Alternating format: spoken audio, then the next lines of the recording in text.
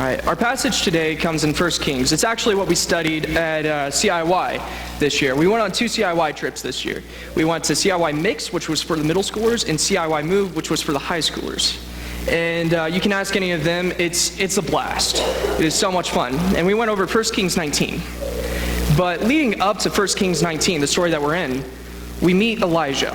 So Elijah, he is considered to be one of the great prophets. And in 1 Kings 18, I think that we see one of the coolest miracles possible in the Bible. And it starts with Elijah going up to the false prophets of that time. See, the god that a lot of people served then was named Baal. And there was a queen there named Queen Jezebel, who she was in charge, and she's considered to be one of the most evil people in history. And so Elijah, he challenged the prophets of Baal to a contest where they would all build these altars. And these altars, on the day that they chose, whoever prayed to their god and got their god to light their altar on fire would prove that their God was the one true God. Elijah already knew how this was going to end, so he let them go first. And so they went to their altar, and they started dancing and screaming and yelling for their God to show up. And Baal didn't show up. Elijah started mocking them after a while, saying things like, well, maybe you've got to be a little bit louder. Maybe you're just singing in the wrong key. And he kept going on like that. I've heard a lot of people say, well, maybe your God's just on the toilet. Give him a few seconds. He was just going hard on them, being just very rude to them. And then it was his turn. And so he had his altar set up, and he went up to his altar, and he had a servant go get a bucket of water. They were in a drought at this time, and so water was very valuable. And so his servant went and got the water, and then poured it all over the altar. And Elijah said to continue doing that until the altar was drenched, until there was no natural way to light this altar on fire. And then Elijah went up to the altar and called upon a supernatural God. And I think this would be like the most cinematic moment of any movie. He called upon God, and then instantly fire came from the heavens and lit this altar that was drenched in water on fire. And then Elijah called upon the people that were there to go and kill all the prophets of Baal. And instantly, they all were killed. And Elijah, he was excited because he thought maybe this would be what changed Queen Jezebel's mind about God. And so when she heard what Elijah had done, instead of changing her mind and redirecting her focus to the real God, she put a bounty on Elijah's head. And that's where we see Elijah today. So we're in 1 Kings 19, and this is 1 Kings 19:4. He's running from a human after seeing the superhuman work that God could do. And then he gets to a spot where he rests, and he says, "It is enough now, O Lord. Take away my life, for I am no better than my fathers." You see, he was prepared to die. He laid down and was prepared to give up. And then an angel came and woke him up and said, "Rise and eat." And so Elijah got up and ate, and then he went back to bed. And then again, for a second time, an angel came and shook him awake and said, "Arise and eat, for the journey up ahead is too great for you." So he ate, and he went on to walk for 40 days. And that's where we see him in our story today in 1 Kings 19:9. If you have your Bibles, go ahead and read it with me. It says, "There he came to a cave and lodged in it. And behold, the word of the Lord came to him and said to him, 'What are you doing here, Elijah?' And he said, 'I have been very jealous for the Lord, the God of hosts. For the people of Israel have forsaken your covenant, thrown down your altars, and killed your prophets with the sword. And I, even I only, am left. And they seek my life to take it away.' And then he said, 'Go out and stand on the mount before the Lord.' And behold, the Lord passed by, and a great and strong wind tore the mountains and broke in pieces the rocks before the Lord. But the Lord was not in the wind. After the wind there was an earthquake, but the Lord was not in the earthquake. And after the earthquake, there was a fire, but the Lord was not in the fire. And after the fire, there was the sound of a low whisper. And when Elijah heard it, he wrapped his face in a cloak and went out and stood at the entrance of the cave. And behold, there was a voice that came to him and said, "What are you doing here, Elijah?" So when I was reading this passage, I started thinking about how it applied to my own life. You know, I think it's safe to say that everyone in here has had some type of difficult time. I think that this community has been going through a very difficult time these past few months. And so that brought me to 3 conclusions. And my first one is that people will let us down. So when I was 12 years old, I grew up in a church. And when I was 12 years old, my family actually got kicked out of it. It was a very difficult time for my family. And there's a whole story behind it. But the basics of it was that the senior pastor there, he'd been doing some very unethical stuff. And my family went up with several other people to confront the elder board about this.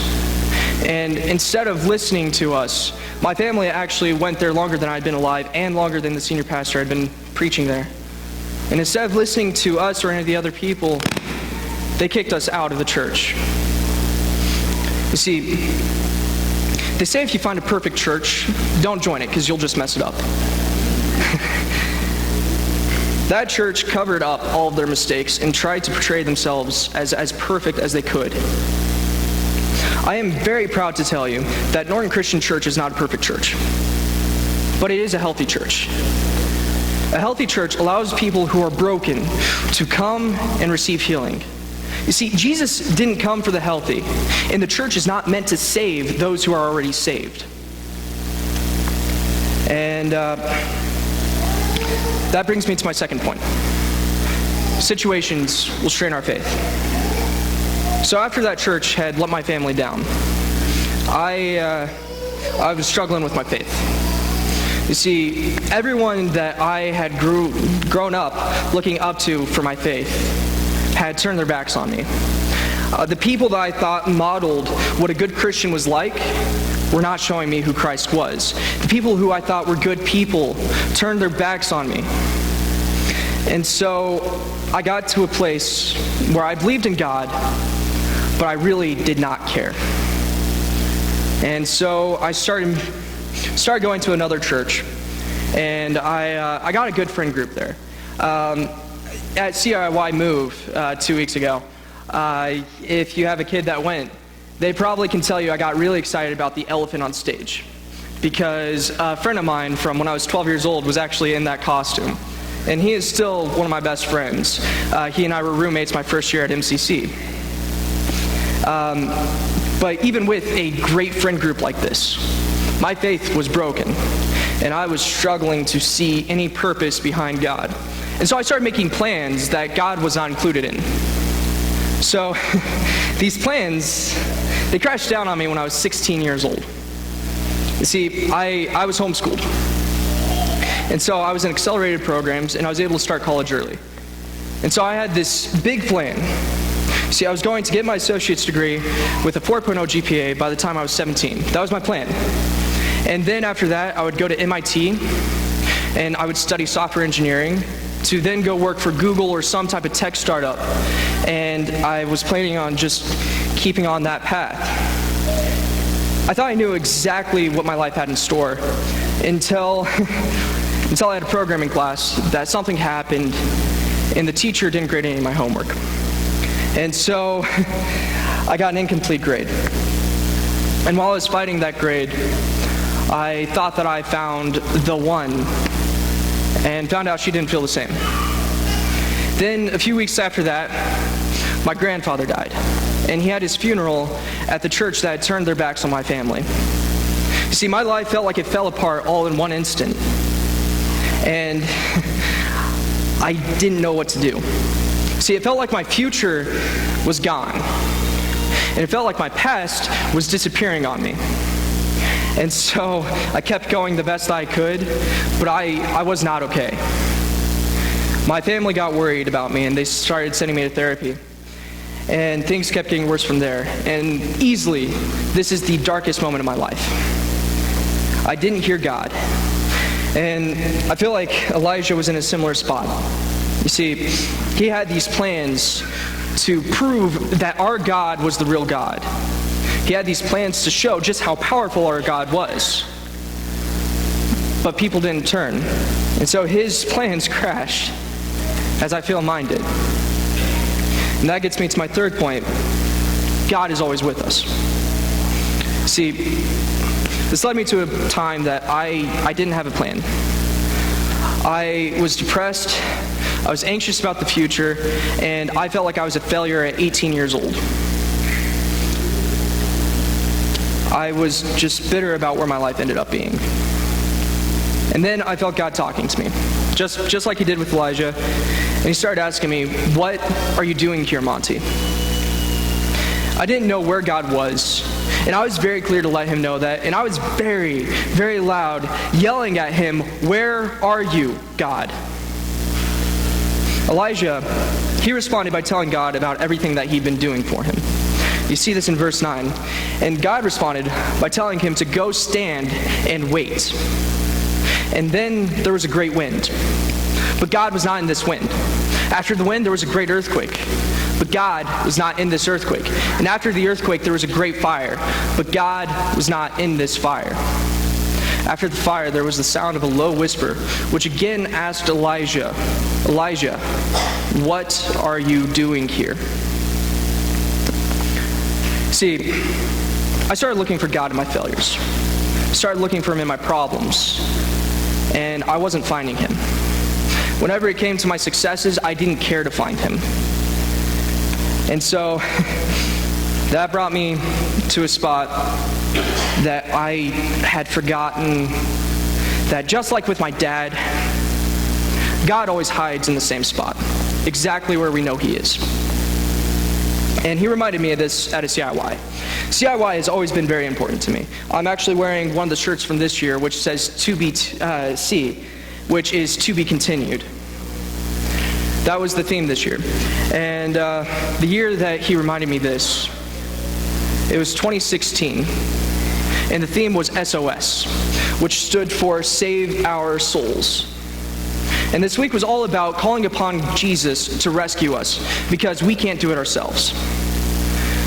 This week had been a especially difficult time for me, because someone who had hurt me very bad was on this trip.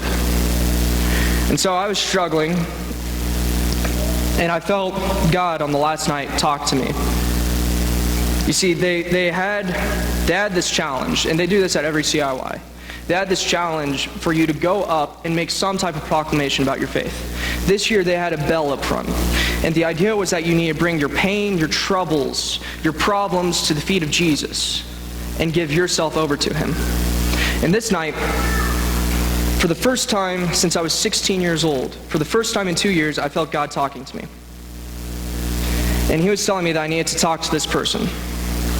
And I shook it off, thinking that I was just thinking to myself, but I kept arguing. And I said, there's absolutely no way that I can talk to them. They hurt me too bad. And apparently, God had been talking to them as well. And after the session, we were getting ready to go to a small group time. And they came to me and started talking. You see, that night, I realized that God had never left my life.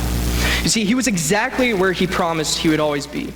He was exactly where he promised he would be in Joshua 1:9, when he said, "Be strong and courageous. Do not be terrified. Do not be discouraged, for the Lord your God will be with you wherever you go." And he was exactly where he promised he would be in Isaiah 30:21, when he said, "If you go to the right or to the left, you will hear a voice behind you saying, 'Go this way, for this is the right way.'" And he was exactly where he promised he would be in Matthew 28:19 and 20, when he said, "Go therefore and make disciples of all nations, baptizing them in the name of the Father, the Son, and the Holy Spirit, teaching them to observe all that I have commanded you.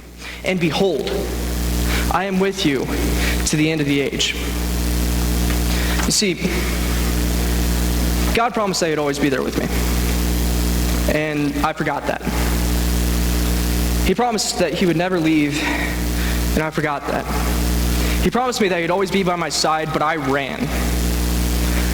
He promised Elijah that he'd always be by his side, but Elijah ran. You see, he didn't ask Elijah, "Where are you, Elijah?" He asked, "What are you doing here, Elijah?" Because even with Elijah running, God had never left his side. God had been there this entire time. So last week, I brought this sermon to Nate to talk through some different points. And he gave me a story that he thought would work pretty well in this. And as he was telling it to me, I just kept thinking to myself, wow, this is absolute trash. But decided, you know what, we'll put it in here anyways. And I'm kidding, it's a great story. So the story is about this kid who he had been living a good life. He was involved in all the sports in school. He was doing everything that he could until one day he, through a series of traumatic events, ended up losing his sight. He was completely blind. And he started to just repress his emotions and his feelings, and then he just started to close himself off from the world. He started throwing this big old pity party for himself. And one day, his dad went up the stairs to his room and said to him, "Okay, you need to stop throwing this pity party. Today, I'm going to go to work, and by the time I'm back, I want you to have cleaned every single window in this house." So the son, he was upset. Like, if he tried to clean every window in that house, he would surely get hurt. And so he decided, you know what? I'm going to show my dad that I'm going to get hurt. I'm going to clean every single window in this house, and I'm going to get hurt. And then he has to agree with me. And so he went and started cleaning the windows. He got to the first window and he cleaned it off. Then he felt his way along the second window and cleaned that off. Then he felt his way down the staircase, cleaned those windows. And by the time he got to the last window, he was really excited because he had gotten all the windows cleaned. And in his excitement, he ended up yelling, "My dad is going to be so proud of me." And his dad responded, "You're right, son." You see, he didn't end up going to work that day because he didn't want his son to get hurt. He knew that his son was not going to be able to see the full picture. And so he stayed there right next to him and walked with him every step of the way to make sure that his child did not get hurt because they couldn't see the full picture. See, God sees the full picture, especially when we don't. And I think that we have this problem of asking, where is God? And if we're asking that question, we sure do not know where we are. Because God is always by our side. And the crazy thing is that God tells us exactly where we're supposed to be and where we should be going as well. In Joshua, he said to be strong and courageous. And then he continued to tell Joshua to lead his people. In Isaiah, he said that he would be guiding us every step of the way. And in Matthew, he says to go. He says to go and make disciples. My story wasn't over when I was 16. It felt like my life fell apart. Elijah's story wasn't over when there was a bounty put on his head and he was afraid for his life. And I don't know of your stories, but your story is to be continued as well. God has a plan for everyone in here. And the thing is that we just need to refocus on Him. So here's my question for you. Are you where God is calling you? Or are you still trying to look for God in the places you already know He isn't? Are you still trying to look for God in your broken relationships? Are you still looking for God in the people who have failed you? Are you still looking for God in porn or in the people who aren't there anymore? Or are you looking for God in the places that you already know He is not? This is an invitation to come back to God. See, we all have these distractions in our lives that are keeping us from focusing on God. So what is it that's distracting you? I want to pray for you that your focus gets off of you, gets off of your problems, and is then refocused to God so that you can bring your problems and your troubles to God. Would you pray with me? God, thank you so much for everything that you've done in our lives. Lord, over these next few weeks, over the rest of our lives, please help us to see you. Help us to focus our eyes on you and to start looking for where we are called. Lord, please help us through our pain and our hurt Help us with our scars that have impacted who we are. Lord, in everything that we do, in everything that we are, show us your presence. In your beautiful name, amen.